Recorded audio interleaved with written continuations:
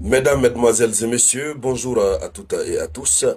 À la une de l'actualité internationale, la vérité commence à éclater petit à petit dans cette affaire de l'avion militaire nigérian, le C-130, qui a été intercepté par le Burkina Faso.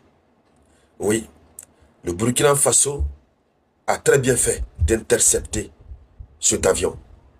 Contrairement à ce que les autorités d'Abuja ont eu à dire, les autorités nigérianes ont eu à dire que l'avion a eu un problème technique. Non, ce n'était pas un problème technique. Les enquêtes ont commencé. Les enquêtes sont toujours en cours.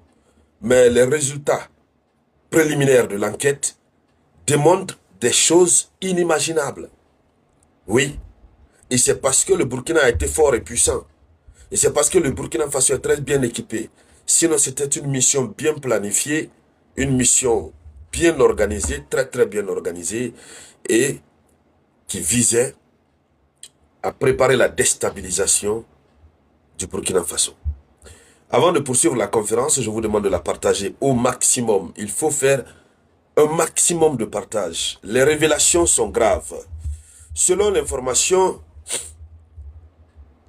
disponible, l'information officielle, il y a que ce n'était pas un simple incident. Cet avion, d'abord, partait tout droit sur le territoire burkinabé, avec pour objectif d'enregistrer et de transmettre en direct des données très sensibles sur le Burkina Faso.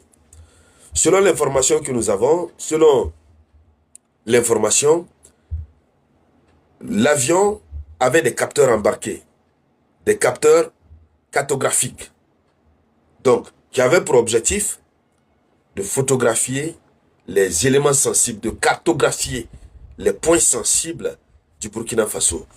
Alors, notamment, ce sont les coordonnées GPS des bases, donc des bases militaires, récupérer leurs coordonnées GPS, récupérer les positions militaires des Burkinabés, les positions militaires burkinabés, la fréquence de communication des unités de commandement, les signatures radar des installations stratégiques.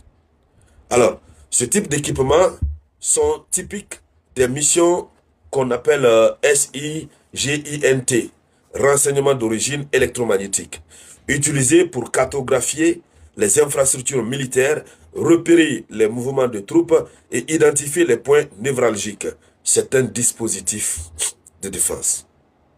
Donc, l'avion